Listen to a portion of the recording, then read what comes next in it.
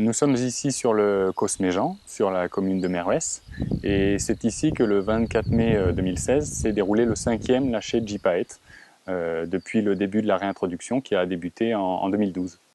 Donc cette année, ce sont deux jeunes femelles de gypaète qui ont été reçues ici, deux jeunes femelles qui ont été nommées par les écoles locales, Kayla et Egual.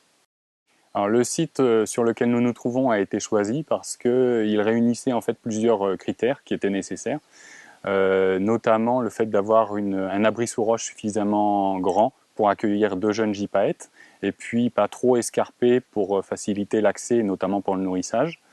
Et puis il fallait que ce soit également un site qui soit situé en dehors de la colonie de vautours et pas trop proche des couples d'aigles royaux qui sont présents dans les gorges, pour éviter les interactions entre ces différentes espèces lors de l'envol des jeunes gypaètes.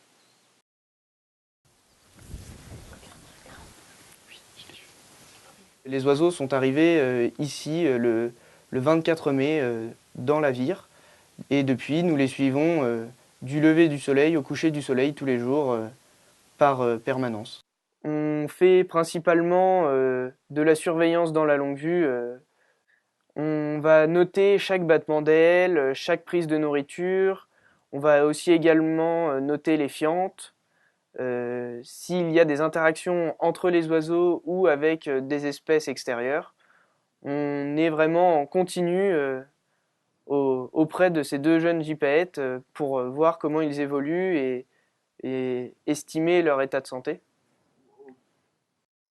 On compte chaque battement d'aile, et les statistiques théoriques font que quand un oiseau atteint les 300 battements d'aile par jour, c'est qu'il est prêt à pouvoir s'envoler. Ce sont régulièrement des vols très descendants et qui mettent pas les oiseaux en confiance au début. Et Kayla a réalisé des très beaux vols, le premier de 35 secondes et suivi d'un deuxième de 45 secondes à peu près. Et désormais, elle se débrouille très très bien dans le ciel. Ce matin encore, elle a volé 37 minutes et quelques secondes sans avoir retouché le sol entre-temps.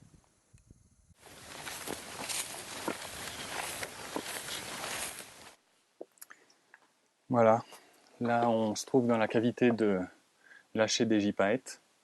Ils vont passer un mois dans cette cavité, un mois durant lesquels on va s'en occuper, on va remplacer les adultes, et notamment en leur apportant de la nourriture.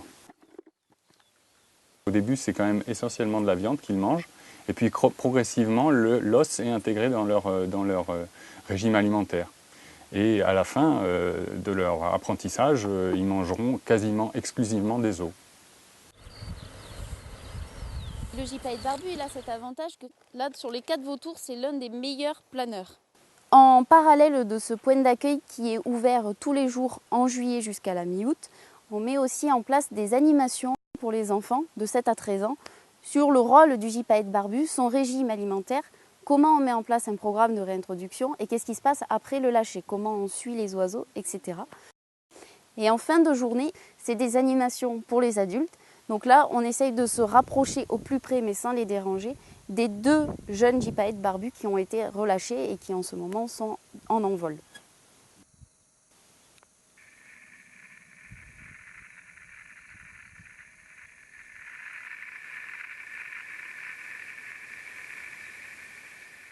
L'objectif du programme porté par la LPO Grand Causse et dont le Parc national des Cévennes est partenaire, c'est de créer un petit noyau de population au niveau des Grands Causses, de façon à reconnecter les populations alpines et pyrénéennes, faciliter les mouvements d'oiseaux pour créer un brassage génétique qui permettra de pérenniser dans le temps la survie de ces différentes populations.